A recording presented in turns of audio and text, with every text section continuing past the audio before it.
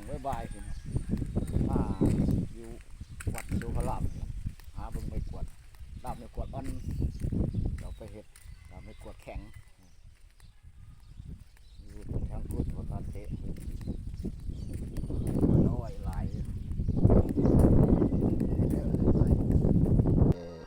เขาไปดงเย็นกันเลยมาเยี่ยมประธานขานเพิ่นเจ้าคณะตำบลดงเย็นเขตหนึ่งดงเย็นซีว่าลูกศิษย์ประธานดงเย็นซีแล้วนะครับเขาไปดงเย็น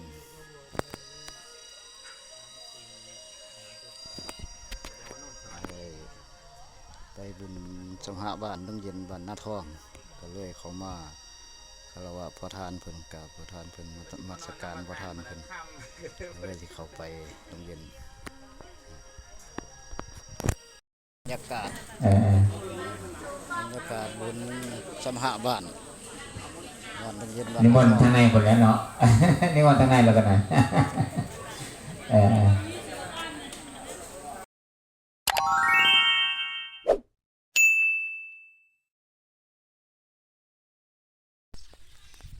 าจารย์เลื่อนพรญาติโยมพวกกับพระอาจารย์ทุกวันอยู่ครับช่วงบ่ายๆขึ้นมาอยู่วัดสุพรรณหาเบิ่งไม่กวดดาบไม่กวดอ่อนเราไปเห็ดดาบไม่กวดแข็งอยู่บนทางพุทธการเตะน้อยหลาย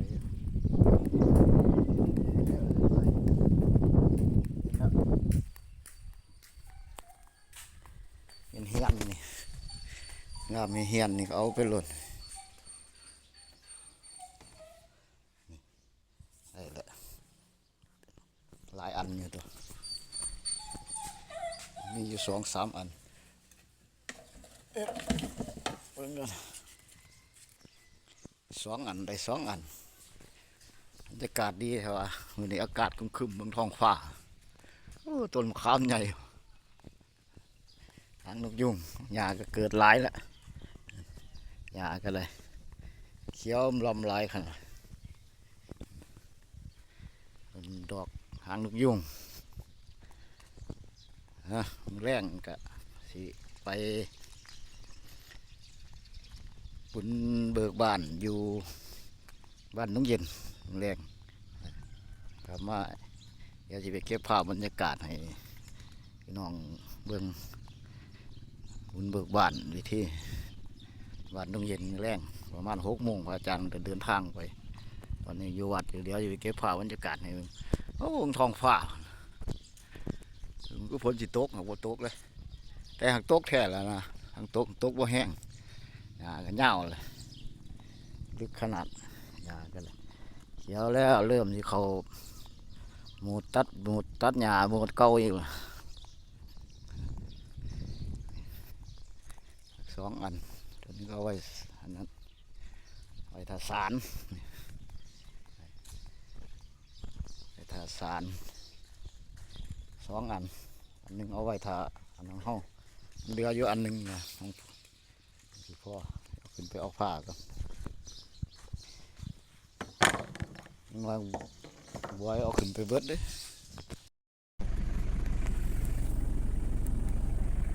อาจารย์เลือดบอลนั่นเป็นพระอาจารย์เลื่อนอยู่แล้วมื้อนี้ตอนนี้พระอาจารย์จอดตู้อยู่น้องออกไปงาน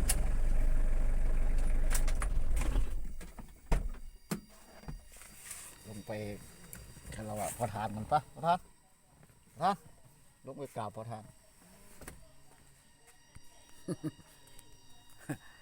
บรรยากาศอยู่สำนักสงฆ์น้องอ้อ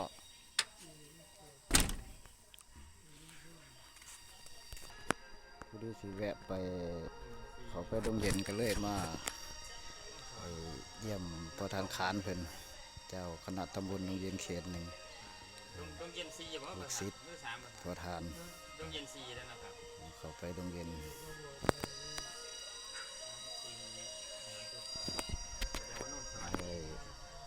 ไปบุญ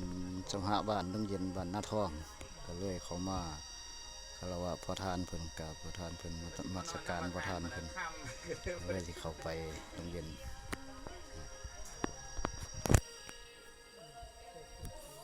บรรยากาศ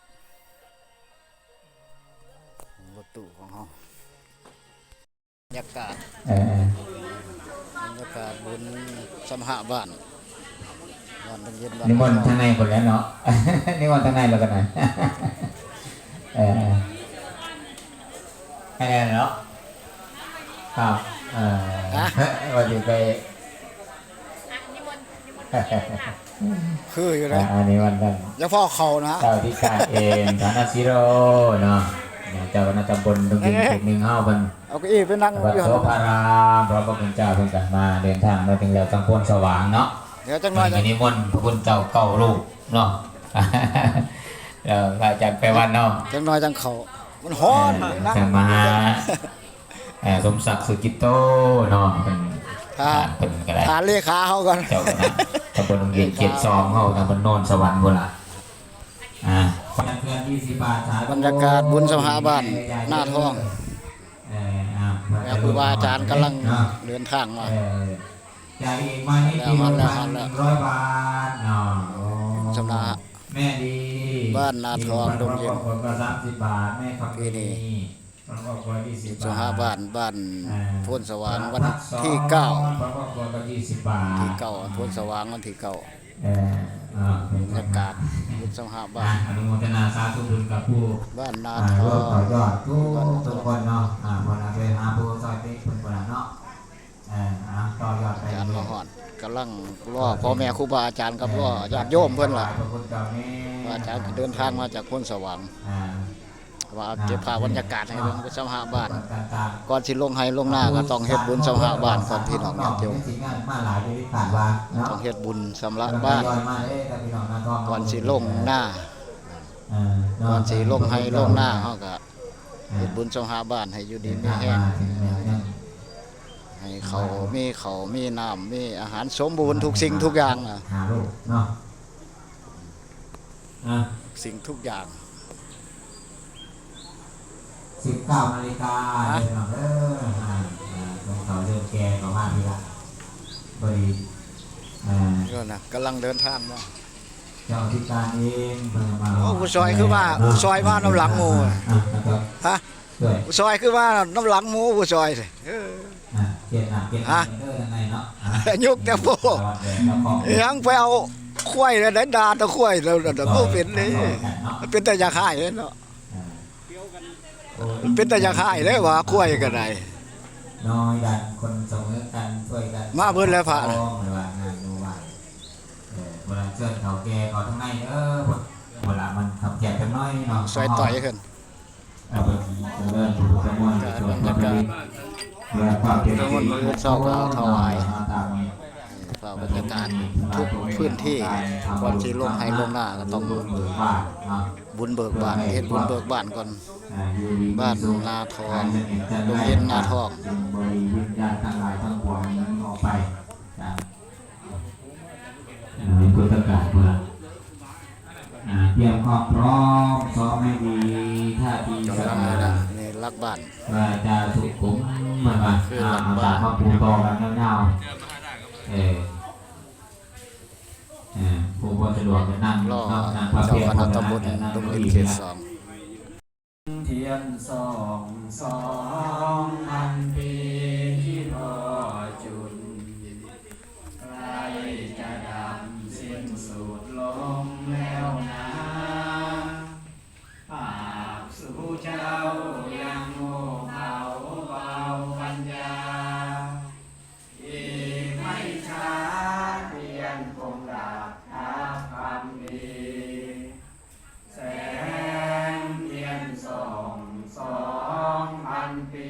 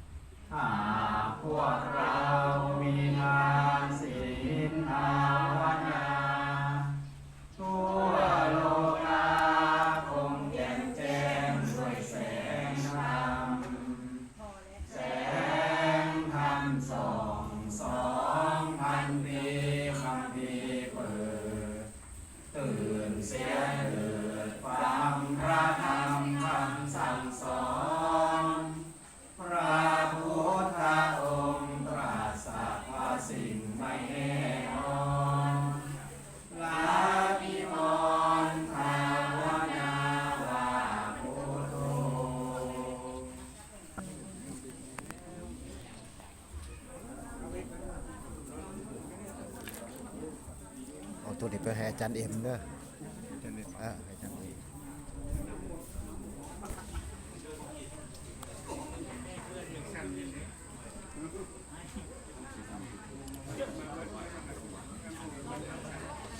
ครับ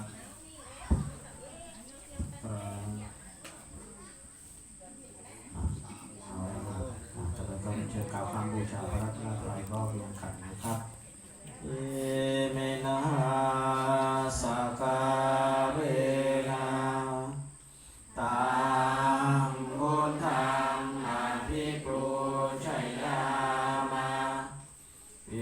เมนะสักการะตังธัมมังอภิปูชยามาเอเมนะสักกา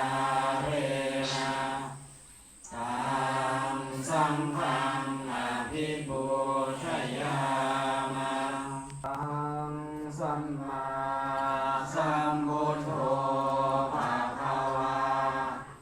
พุทธังภะคะวันตังอภิวาเท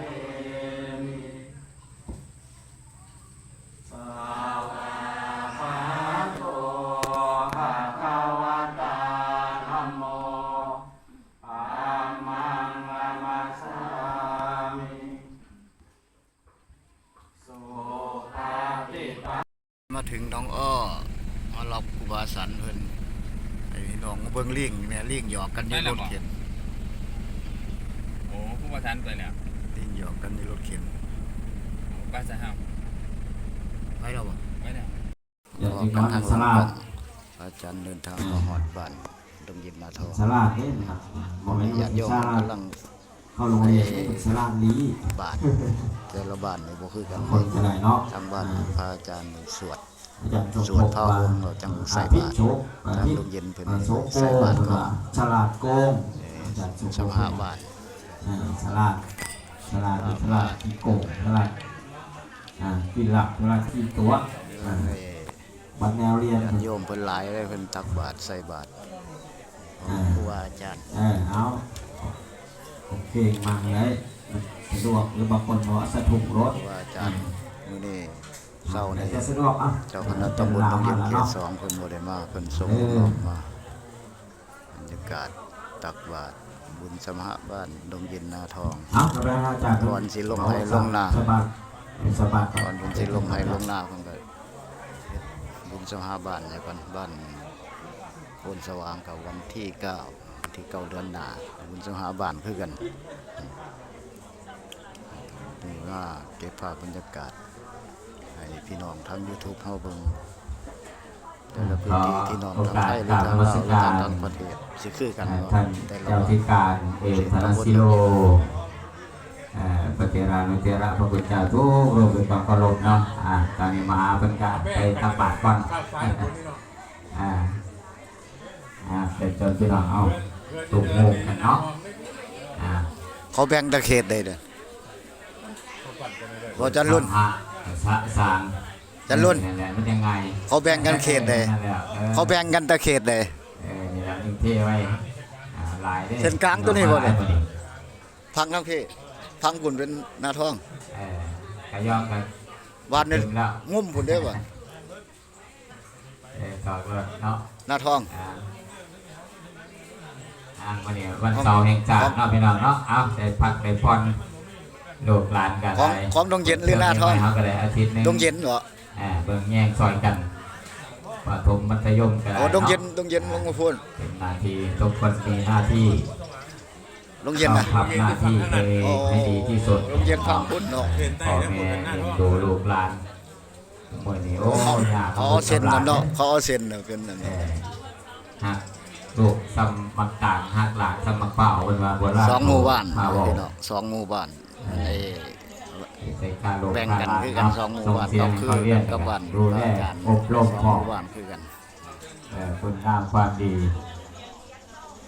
เมื่อนี้มีแต่โทรศัพท์ตื่นมาเปิดโหลดโทรศัพท์ เอาวันหน่อยไว้ไงเอาสมัยมันยุคสมัยมันเจนเพราะเอิญเจน Y เจน X เจน Y เจน Z เจน B เลยเนาะ กำลังใส่บาตรตักบาตรผู้ไกลๆพระอาจารย์บ่ได้ สามารถไปถ่าย ประสบอยู่ดีไม่แห้งแล้วอย่าเจ็บอย่า มี จน มือกล้อง อย่าเจ็บขา นี่ผู้ซอ เอย อ เพิ่น ในนั้นเนาะ ผู้ซอยบ้านนาทอง มาหาเป็นว่า กันกับบ้านพุ่นสว่าง วันเวลา บ้านแขก เปลี่ยน เขา เป เรี ลี่ ย ยน กว่า ชี บ้าน วิต แขก เป็นว่ากรรมลิขิตชี สอง วิต หมู่ เป็ บ้าน นเช่นดังฝัน ตะกี้ก็อันเดียวกัน เอาอะไร แค่ว่า แต่ละ เขา วัน แยกเอาหมู่บ้านเป็น ล้วนแปรผันหมุนเวียน ซอยกันบริหาร มันเนาะวันเวลาเอากลับขึ้นมาบ่ได้เพิ่นว่าไปบ่กลับเพิ่นว่าก็คือเวลานี่ล่ะไปแล้วไปเลยวันนั้นต้องใช้เวลาให้เป็นประโยชน์ใช้เวลาให้คุ้มค่าเพิ่นว่าเนาะวันหนึ่งมี24ชั่วโมงนี่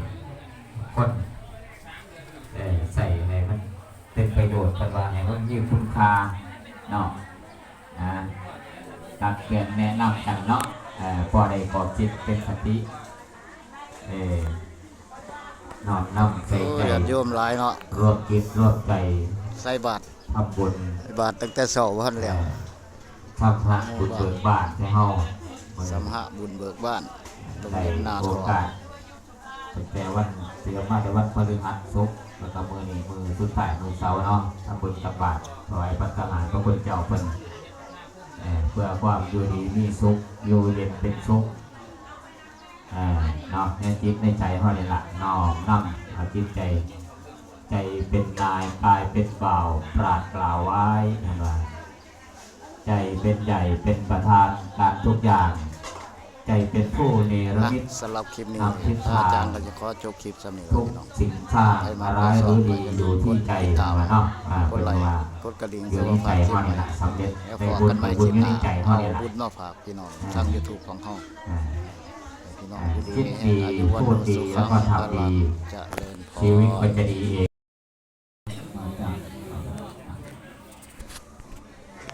กำลังถวายพระเขาถวายพระทหาร ในศาสตร์แต่ละเนาะ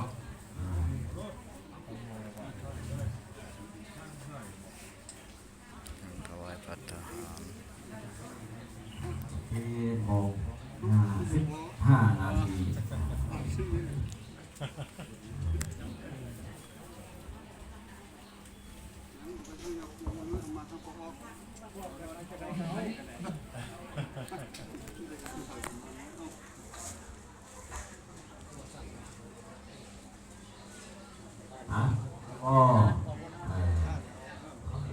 สั่งจัดเตรียมตัวเด้อบัดนี้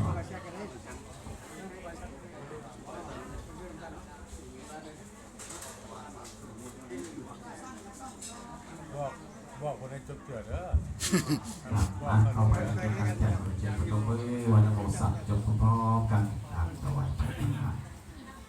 นะโมตัสสะภะคะวะโตอะระหะโตสัมมาสัมพุทธัสสะ